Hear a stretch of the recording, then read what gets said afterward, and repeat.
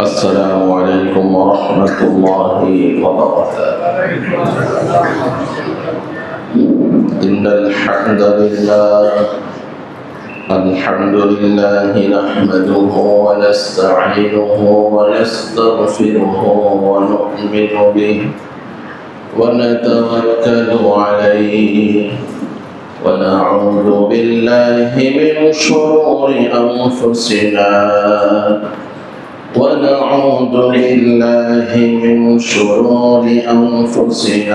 ومن سيئات أعمالنا من يهد الله فلا مضل له ومن يضلله فلا هادي له ونشهد أن لا إله إلا الله وحده لا شريك له ونشهد أن سيدنا وسندنا وحبيب ربنا وأولانا ومولانا محمدا عبده ورسوله.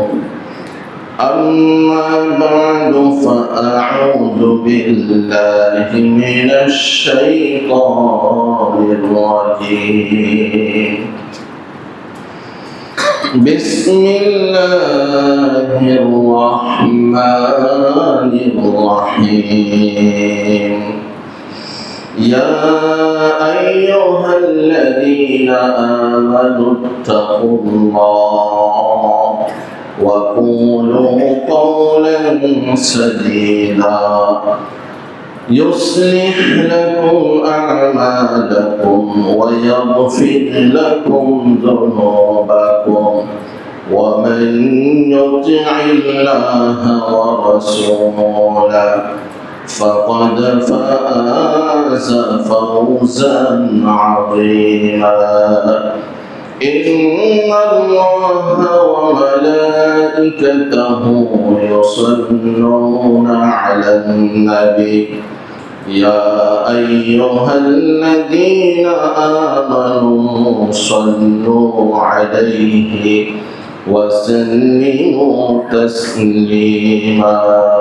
اللهم صل على محمد وعلى آل محمد كما صليت على إبراهيم وعلى آل إبراهيم إنك حميد مجيد. اللهم بارك على محمد وعلى آل محمد كما باركت على إبراهيم وعلى آل إبراهيم إنك حميد مجيد. سبحانك لا علم لنا إلا ما علمتنا إنك أنت العليم الحكيم. جزى الله عنا محمدا بما هو أهله. رب اشرح لي صدري ويسر لي أمري واحلل عقدة من لساني يفقهوا قولي.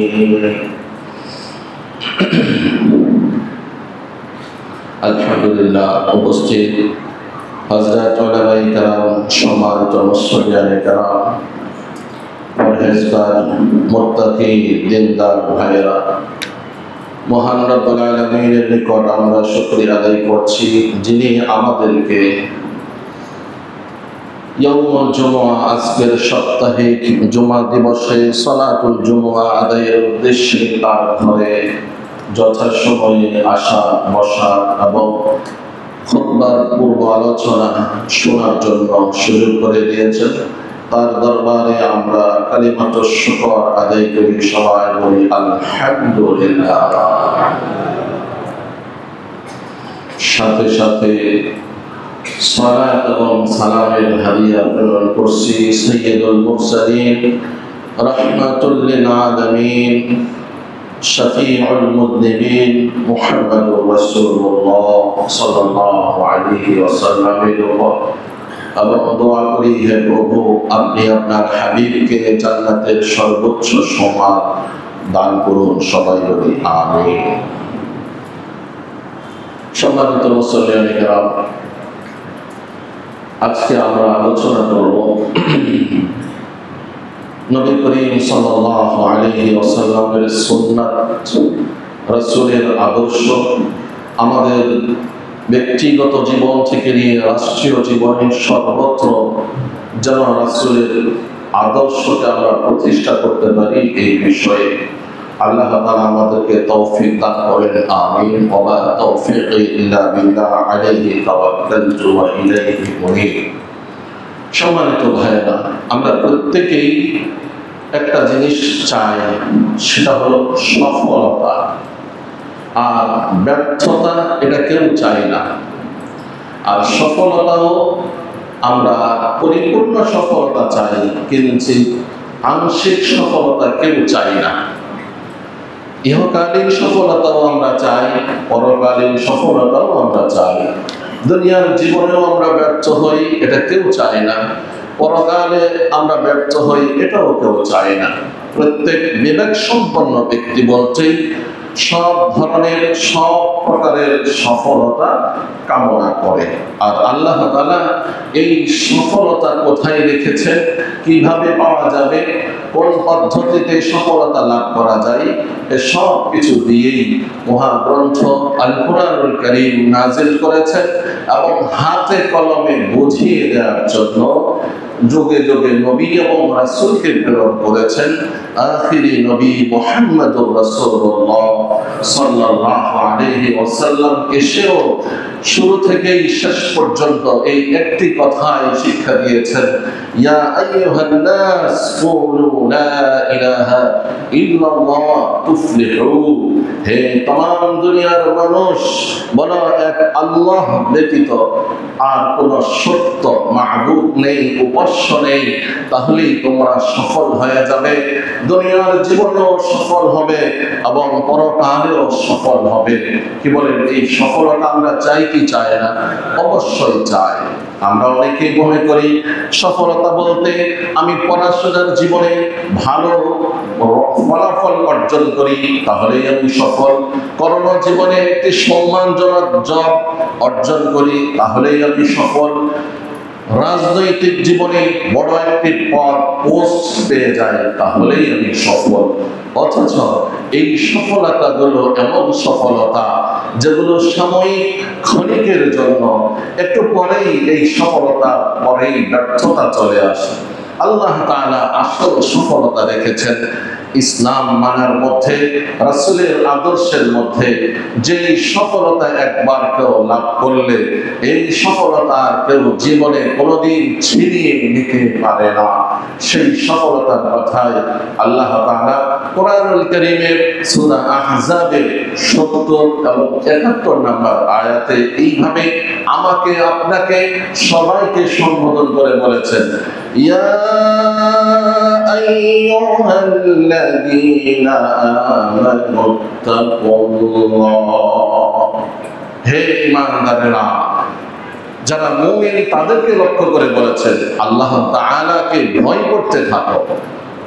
ওয়া কুলু কওলান সাদীদা, এবং সত্য কথা বলো। এই সত্য কথা কারো পক্ষে কারো বিপক্ষে সেটা দেখবে না। যেটা সত্য, যেটা ভালো, যেটা মানুষের জন্য উপকারী, যেটা জাতির জন্য উপকারী, দেশের জন্য যেটা উপকারী, এরকম ভালো সত্য হকের কথা বলতেই থাকো। ওয়াকুলু কওলান সাদীদা, তাহলে কি হবে? ইউসলিহ লাকুম আমালাকুম, এই সত্য কথা বলার কারণে, সত্য পথে চলার কারণে পৃথিবীতে সবচেয়ে বড় সত্য কথা হলো একত্ববাদের কথা বলা, তাওহীদ রিসালাতের কথা সবচেয়ে বড় সত্য কথা। এই কথাগুলো বললে কি হবে? ইউসলিহ লাকুম আ'মালাকুম, তোমাদের আমলের মধ্যে যদি কোনো ভুল ভ্রান্তি থাকে সেগুলোকে আল্লাহ তাআলা সংশোধন করে দিবেন। সুবহানাল্লাহ। আমরা যে আমল করি, আমাদের আমলের মধ্যে ভুল ভ্রান্তি হওয়াটাই স্বাভাবিক। আল্লাহ তাআলা এগুলো দুরস্ত করে দিবেন, শুদ্ধ করে দিবেন। আর কি করবেন? গুনাহসমূহকে মাফ করে দিবেন। ওয়ায়াগফির লাকুম যুনুবাকুম, আর তোমাদের গুনাহসমূহকে মাফ করে দিবেন, ক্ষমা করে দিবেন। প্রশ্ন হতে পারে, কেমন হক কথা বলবো আর কিভাবে আমল করব? আল্লাহ তাআলা বলেন, এর জন্যই আমি উত্তম আদর্শ হিসেবে দিয়েছি আমার রাসূলকে। অতএব যে রাসূলের ইতাআত করবে, রাসূলকে মানবে, রাসূলের আদর্শ সুন্নাতকে নিজের ব্যক্তিগত জীবন থেকে নিয়ে রাষ্ট্রীয় পর্যায়ে প্রতিষ্ঠা করবে, সেই ব্যক্তি হবে প্রকৃত সফল।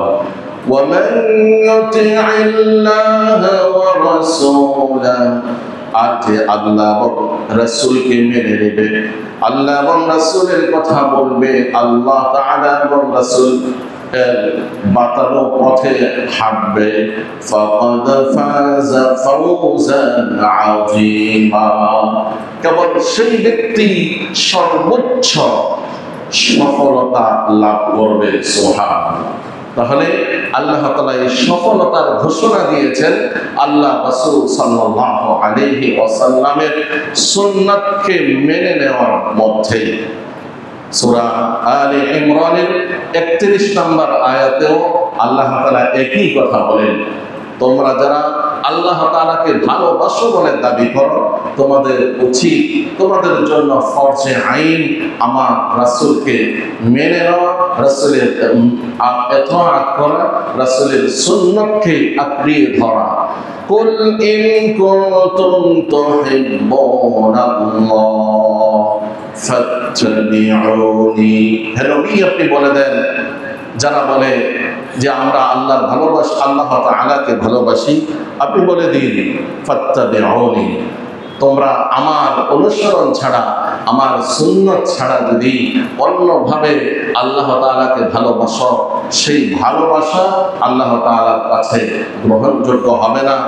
আল্লাহ তাআলার কাছে ভালোবাসা গ্রহণযোগ্য হতে হলে ফাত্তাবিউনি, আমাকে মেনে নিতে হবে, আমার আদর্শকে গ্রহণ করতে হবে।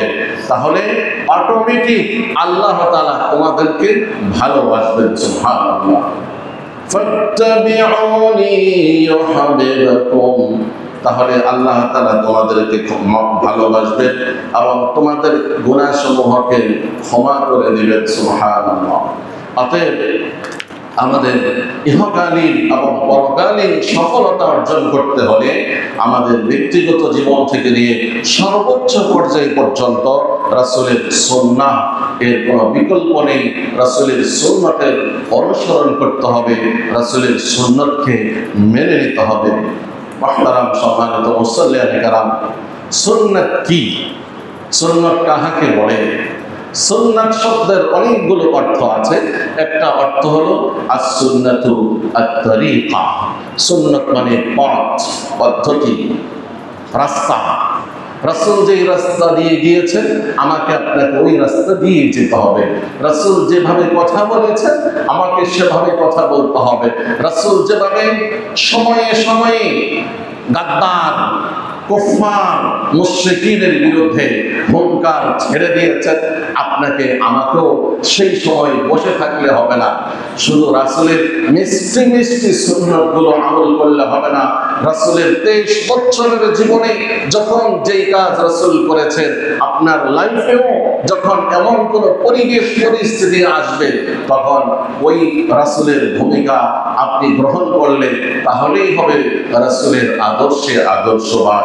অন্যথায় রাসূলের কিছু পদ্ধতি গ্রহণ করলাম, বাকিগুলো বর্জন করলাম, তাহলে এই পদ্ধতি আল্লাহ তাআলা গ্রহণ করবেন না। বরং এর জন্য আল্লাহ তাআলা রেখেছেন অনেক বড় শাস্তি, লজ্জাজনক শাস্তি, মর্মান্তিক শাস্তি। আল্লাহ তাআলা বলেন, আফাতুমিনুনা বিবাদিল কিতাব ওয়া তাকফুরুনা বিবাদ, তোমরা কি কোরআনের কিছু অংশ মানবে আর কিছু অংশ বর্জন করবে? ফামা জাযাউ মান ইয়াফআলু যালিকা মিনকুম ইল্লা খিজিয়ুন ফিল হায়াতিদ দুনিয়া, যাদের এমন চরিত্র হবে যেটা ভালো লাগে সেটা মানে আর যেটা ভালো লাগে না সেটা বর্জন করে, এরকম চরিত্র যাদের, তাদের শাস্তি হবে অত্যন্ত লাঞ্ছনাকর শাস্তি, মর্মান্তিক শাস্তি। সূরা বাকারার 85 নম্বর আয়াত। শুধু এখানেই শেষ না, দুনিয়ার জীবনে যেরকম লাঞ্ছিত হতে হবে, পরকালেও আল্লাহ তাআলা ইউরাদ্দুনা ইলা আশাদ্দিল আযাব, কঠিন শাস্তির দিকে নিয়ে যাওয়া হবে পরকালে। ওয়া মাল্লাহু বিগাফিলিন আম্মা তা'মালুন, আর আল্লাহ তাআলা তোমাদের কোন কাজে তিনি গাফিল নন, বেখবর না। সমস্ত কাজ কে গোপনে করে আর প্রকাশ্যে করে, সব কিছু আল্লাহর নলেজে আছে, আল্লাহ তাআলার ইলমের মধ্যে আছে। সম্মানিত ভাইরা, তাহলে সুন্নতের একটি অর্থ হলো রাসূলের আদর্শ, রাসূলের পদ্ধতি। আর পারিভাষিকভাবে সুন্নত কাকে বলে? নবী করিম সাল্লাল্লাহু আলাইহি ওয়াসাল্লাম যা বলেছেন, যা করেছেন, এবং রাসূল সাল্লাল্লাহু আলাইহি ওয়াসাল্লামের সামনে হযরত সাহাবায়ে কেরাম যদি কোনো ভালো কাজ করে থাকেন, রাসূল তার বিরোধিতা করেননি, সমর্থন করেছেন। সব কিছু হলো সুন্নাত। এই দৃষ্টিতে সুন্নাত এবং হাদিস একই শব্দ, অর্থাৎ একই অর্থ, কিন্তু আবার একটু ভিন্নভাবে দেখলে সুন্নাত এবং হাদিসের মধ্যে একটু পার্থক্য আছে। সেটা হলো এই, সুন্নাত হলো রাসূলের জীবনের শুরু থেকে নিয়ে শেষ পর্যন্ত যে আমলগুলো রাসূল উম্মতকে করতে বলেছেন, উদ্বুদ্ধ করেছেন, এটাই সুন্নাত। আর হাদিস যা রাসূল করেছেন, আবার কিছুদিন পরে আল্লাহর নির্দেশে সেটা ছেড়েও দিয়েছেন, তো সেটাকেও হাদিস বলে, কিন্তু সেটাকে সুন্নাত বলবে না। প্রমাণ, বিদায় হজের সময় রাসূল যে ভাষণ দিয়েছিলেন, সেই ভাষণের মধ্যে আল্লাহ রাসূল সাল্লাল্লাহু আলাইহি ওয়াসাল্লাম এই প্রসিদ্ধ হাদিসটি বলেছেন। বিভিন্ন শব্দে হাদিসটি তিরমিজি সহ অনেক সহিহ কিতাবের হাদিসের মধ্যে আসছে। তার মধ্যে এখানে আমি নকল করেছি আল মুস্তাদরাক আলা সহিহাইন, বুখারী মুসলিমের শর্ত আলোকে যেই কিতাব পরবর্তীতে রচিত হয়েছে, সেই কিতাব আল মুস্তাদরাক আলা সহিহাইনের 290 নম্বর হাদিস। এখানে আল্লাহ রাসূল সাল্লাল্লাহু আলাইহি ওয়াসাল্লাম বলেন, ইয়া আইয়ুহান নাসু ইন্নী ক্বাদ তারাকতু ফীকুম, হে দুনিয়ার মানুষ, আমি তোমাদের মাঝে দুটি জিনিস রেখে যাচ্ছি। ইন ইআতাসামতুম বিহি, যদি তোমরা মজবুত করে সেই দুটি জিনিস আঁকড়িয়ে ধরো, ফালান তাদিল্লু আবাদা, তাহলে পশ্চিমকালেও কখনো তোমরা পথভ্রষ্ট হবে না, লাইনচ্যুত হবে না, হক থেকে বিচ্যুত হবে না। সেই দুটি জিনিস কিতাব আল্লাহ ওয়া সুন্নাত নবিয়্যি, এক হলো কিতাবুল্লাহ আল কোরআনুল কারীম, 2 নম্বর হলো রাসূলের সুন্নাত আদর্শ। এই ক্ষেত্রে রাসূলের হাদিসে হাদিস বলেননি, সুন্নাত বলছেন যার উপরে রাসূলের আমল ছিল, এবং কোন কারণে কোরআন বা হাদিসের মাধ্যমে ওই আমলটা রহিত হয়নি, সেজন্য সুন্নাত হলো ব্যাপক। আর হাদিস তার মধ্যে কিছু বিশেষত্ব থাকে, যেমন আল্লাহ রাসূল 11টি বিবাহ করেছেন, এটা রাসূলের হাদিস, রাসূলের ফি'লি হাদিস, রাসূল বিবাহ করেছেন, আমলি হাদিস। কিন্তু আপনি যদি বলেন এটা রাসূলের হাদিস যেহেতু আমি পালন করব, আমাদের জন্য কি 11টি বিবাহ একসাথে করা কি বৈধ? হারাম, নিষিদ্ধ। 4টি বিবাহ একসাথে করা বৈধ, এর বাহিরে করা যাবে না। হ্যাঁ, আপনি যদি এই বিবাহ যে কোনো কারণে বিচ্ছেদ হয়ে গেছে, এটার সংখ্যা যেতে যেতে অনেক দূর পর্যন্ত যায়, তাতে সমস্যা নেই, কিন্তু একসাথে 4-এর বেশি একসাথে বিবাহ করা যাবে না মুহতারাম। তাহলে হাদিসে আছে রাসূল একান্তে বিবাহ করছেন, কিন্তু রাসূলের সুন্নাত হলো উম্মতের জন্য একসাথে 4টি বিবাহ করতে পারবে, এর বেশি নয়। এইভাবে অনেকগুলো সূক্ষ্ম সূক্ষ্ম পার্থক্য আছে মুহতারাম সম্মানিত ভাইয়ারা। তাহলে রাসূলের সুন্নাত কি? রাসূল সাল্লাল্লাহু আলাইহি ওয়াসাল্লাম দৈনন্দিন জীবনে রাসূলের প্রত্যেকটা কাজ কর্মে রাসূলের আদর্শকে ফলো করা, এটাই হলো সুন্নাত। আমরা সমাজে দেখি যখন কোনো জিনিস ক্রয় করতে যাই, তাহলে সেখানে উন্নত মানের প্রোডাক্টটি আমরা পছন্দ করি, ব্র্যান্ডের জিনিসটি আমরা পছন্দ করি। রব্বুল আলামিনও আমলের মধ্যে ওই আমলটাকে ব্র্যান্ড করেছেন, পছন্দ করেন, যে আমলের মধ্যে রাসূলের সুন্নতের সিল মারা আছে, বলেন সুবহানাল্লাহ। আর যদি আমল হয়, রাসূলের সুন্নতের কোনো আপনার এখানে সম্পৃক্ততা নেই, তাহলে ওই আমল আল্লাহ তাআলার কাছে পছন্দনীয় হবে না, কাউন্টেবল হবে না, গ্রহণযোগ্য হবে না। আমার ভাইয়েরা, আমরা সমাজে দেখি আমাদের স্বভাব চরিত্র হলো, আমি যখন কোনো কাজ করি, এই কাজটা বিশেষ কোনো ব্যক্তিকে খুশি করার জন্য করি। আমাদের ওয়াইফেরা তারা সাজসজ্জা করে, এমন সাজসজ্জা যে স্বামী কিভাবে পছন্দ করবে, এটাই নিয়ম।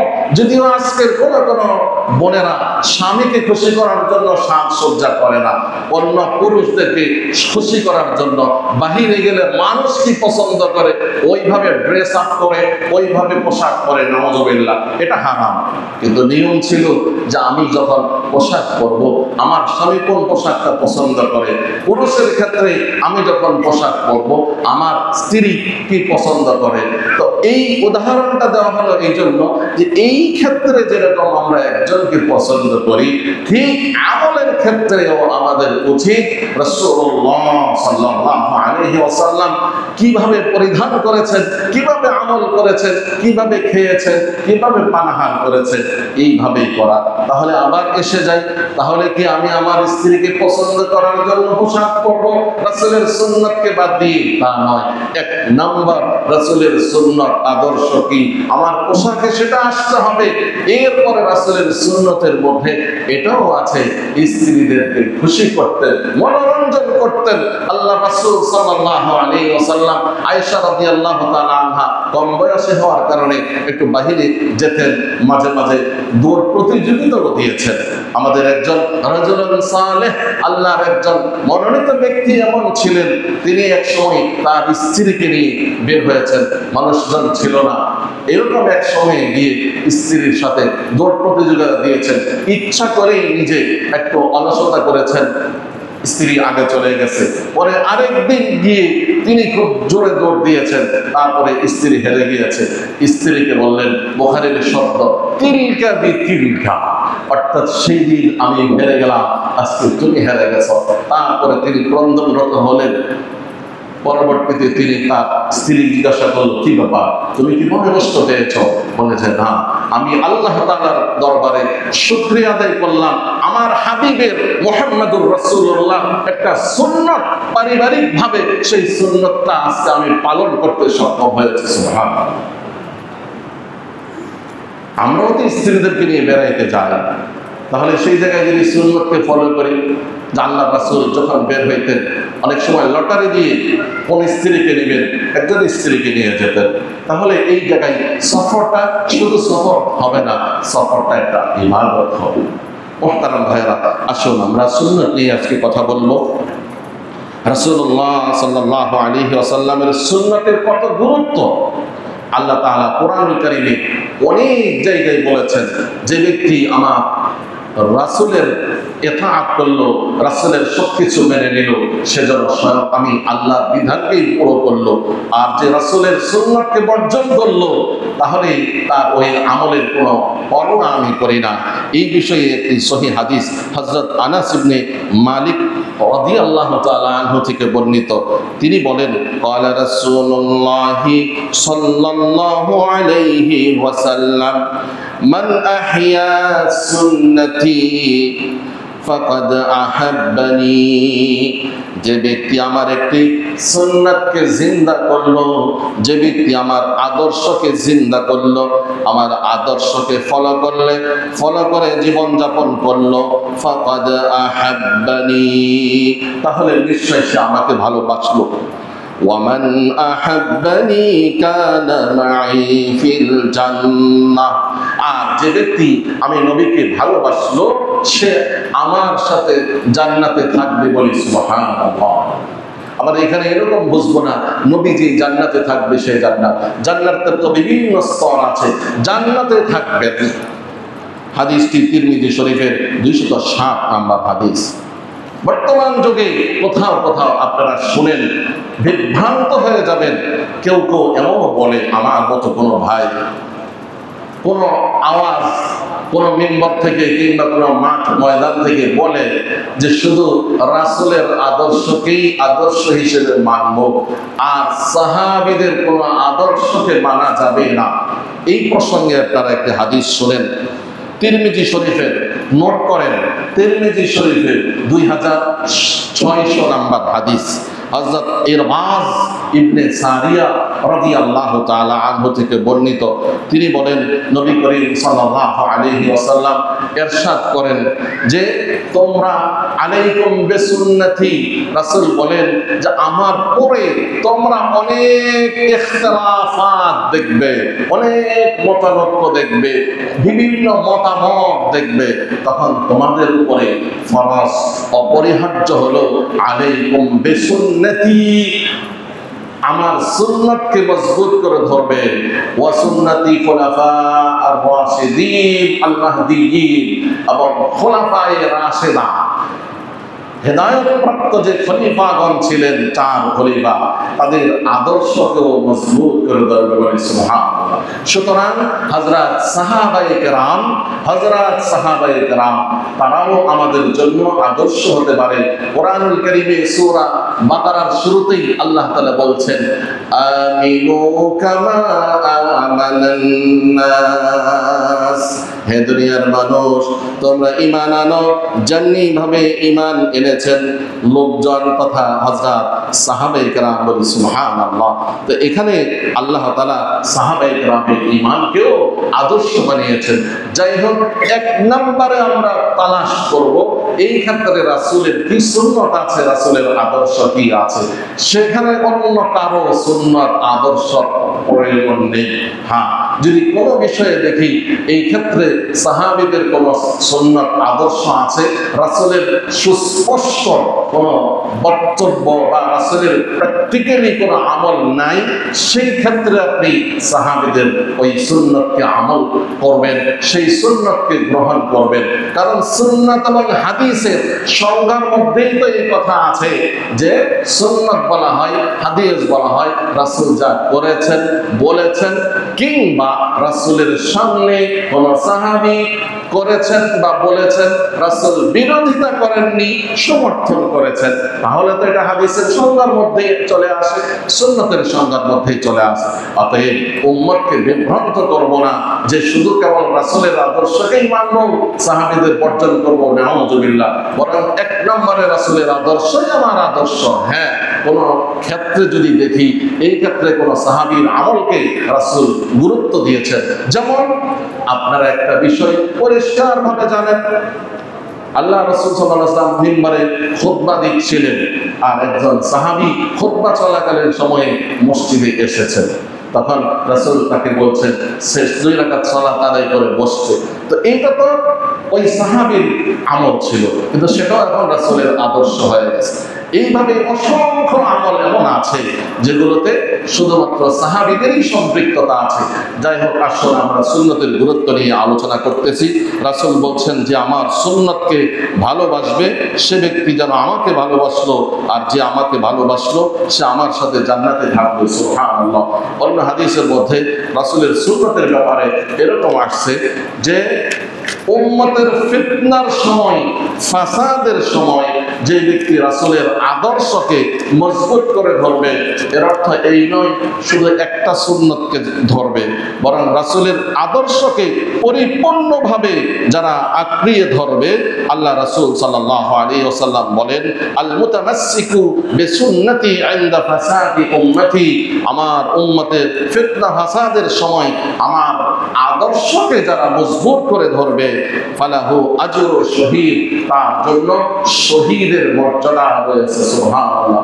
অন্য এক অপর হাদিসে আসছে 50 শহীদ, 50 জন শহীদের। আরেক বর্ণনায় আসছে 100 শহীদ, 100 শহীদের। এর অর্থ হলো শুধু একটা সুন্নাত নয়, বরং জমহুর উলামায়ে কেরাম বলেন যে সুন্নতি বলতে রাসূলের আদর্শকেই বোঝানো হয়েছে, অর্থাৎ রাসূলের আদর্শ ব্যক্তিগত জীবন থেকে নিয়ে পারিবারিক জীবন সর্বত্র রাসূলের আদর্শকে যে প্রায়োরিটি দিবে, গুরুত্ব দিবে, এর জন্য দেখা যাবে সে অনেকভাবে বিকৃত হবে। তার এই রাসূলের আদর্শকে গ্রহণ করার কারণে মানুষ তাকে নিয়ে উপহাস করবে, মানুষ তাকে বিভিন্ন ধরনের কালিমা লেপন করবে তার উপরে, কিন্তু তারপরেও সে ওই সুন্নতের উপরে অটুট থাকবে, মজবুত থাকবে, আল্লাহ তাআলা তাকে শহীদের মর্যাদা দান করবেন। সুবহানাল্লাহ। তাই আসুন আমরা আমাদের জেনে নিতে হবে যে রাসূলের সুন্নতগুলো কি কি। আমাদের সমাজে, আমাদের ইসলামে দুই রকমের কাজ আছে, কিছু সরাসরি ইবাদত আর কিছু সরাসরি আমাদের কার্যাবলী, মানুষের প্রয়োজনীয় কাজকাম, সাংসারিক কাজকাম যেগুলিকে বলা হয়। সরাসরি ইবাদত নামাজ, রোজা, হজ, যাকাত ইত্যাদি।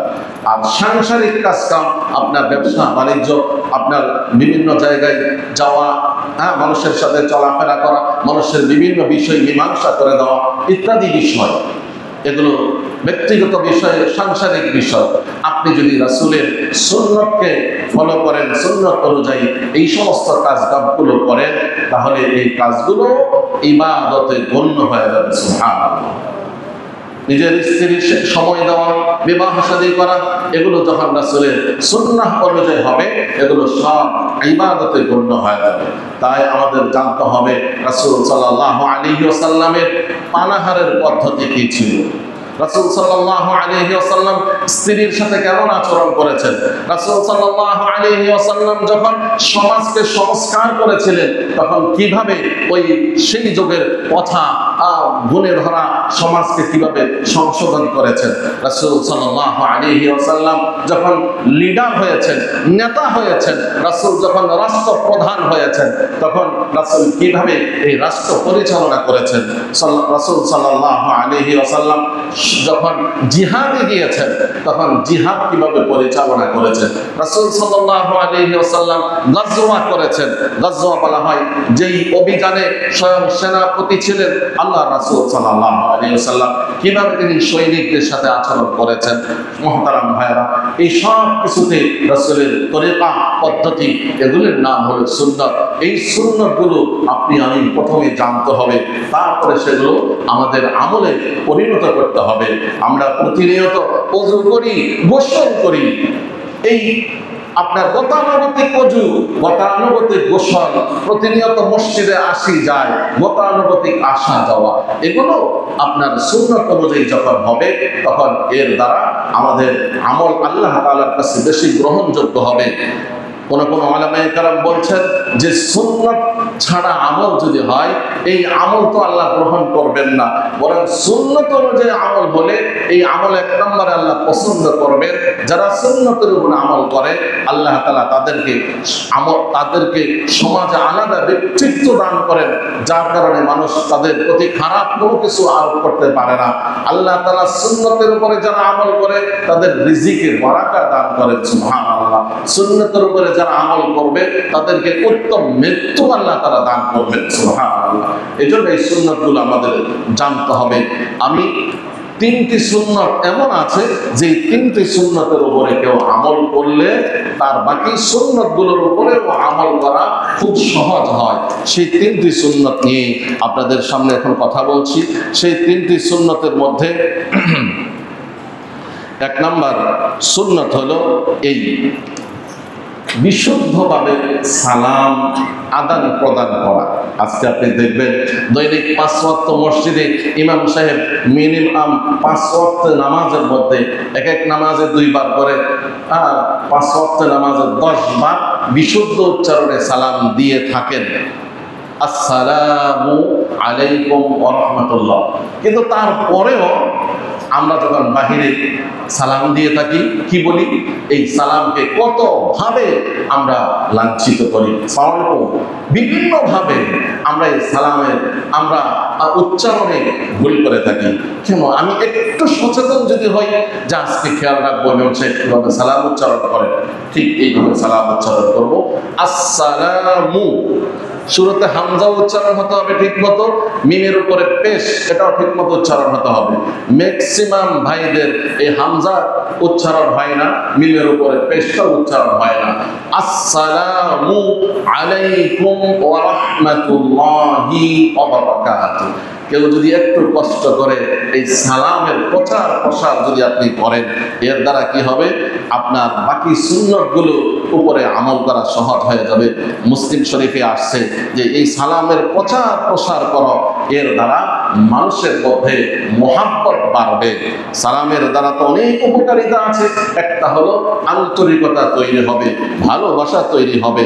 সেই হিসেবে আমরা বিশুদ্ধভাবে এই সালামকে সুন্নতি তরিকায় দেওয়ার চেষ্টা করব। এই হলো একটি সুন্নাত। আরেকটি সুন্নাত হলো প্রত্যেক ভালো কাজ ডান দিক থেকে শুরু করা, আর মন্দ কাজগুলো বাম দিক থেকে করা। দেখেন, খুবই ইজি জিনিস, সহজ জিনিস, একটু সতর্কতার সহিত করলেই হয়। প্রত্যেক ভালো কাজ ডান দিক থেকে করা। খাবার, এটা ভালো না খারাপ? এটা ভালো, তাহলে আমি ডান হাতে খাবো। পানাহার, পান করা, এটা ভালো না খারাপ?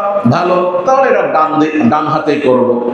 আর বাম হাতের কিছু নির্দিষ্ট কাজ আছে, সেগুলো বাম হাত দিয়েই করবো।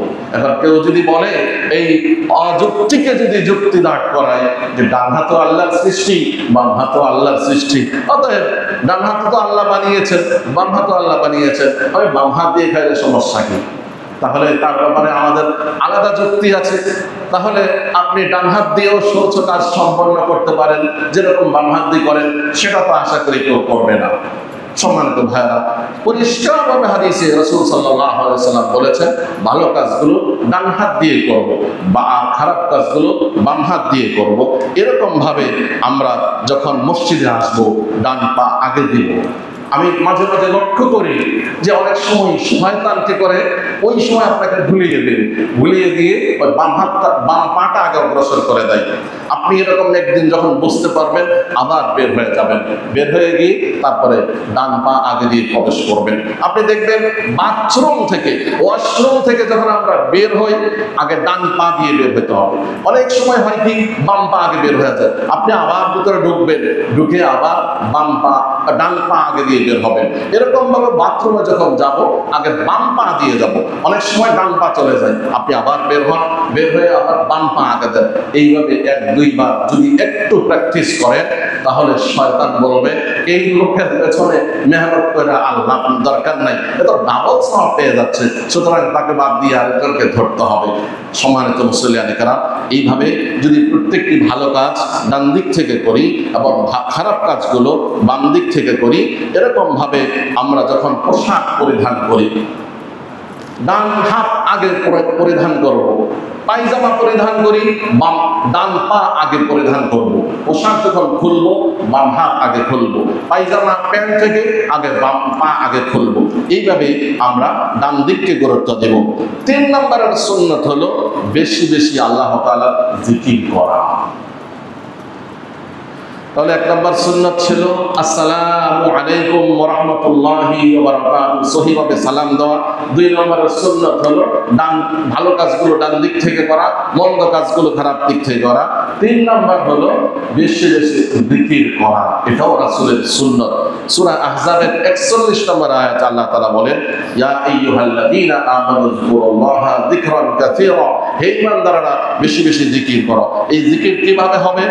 উপরে উঠতে, যখন সিঁড়ি দিয়ে উপরে উঠি আল্লাহু আকবার, নিচে নামতে সুবহানাল্লাহ, স্বাভাবিক সমতল জায়গায় চলতে লা ইলাহা ইল্লাল্লাহ, দৈনিক কিছু তেলাওয়াত করা, সময় না থাকলে তেলাওয়াত শোনা, পারলে তেলাওয়াত উত্তম, আর না পারলে শোনা।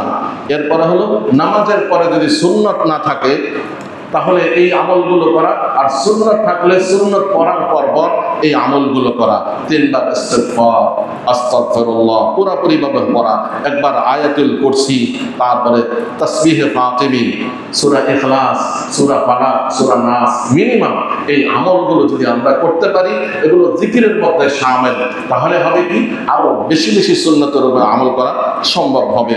এরকম ভাবে সকাল বিকাল 3 তাসবিহ আদায় করা, সুবহানাল্লাহ 100 বার, আলহামদুলিল্লাহ ওয়ালা ইলাহা ইল্লাল্লাহ আল্লাহু আকবার 100 বার, ইস্তিগফার 100 বার, হ্যাঁ, এবং যে কোনো সহিহ দুরূদ শরীফ 100 বার। এই আমলগুলো যদি আমরা করতে পারি তাহলে পুরোপুরি সুন্নতি জিন্দেগিতে চলা অনেক সহজ হয়ে যাবে।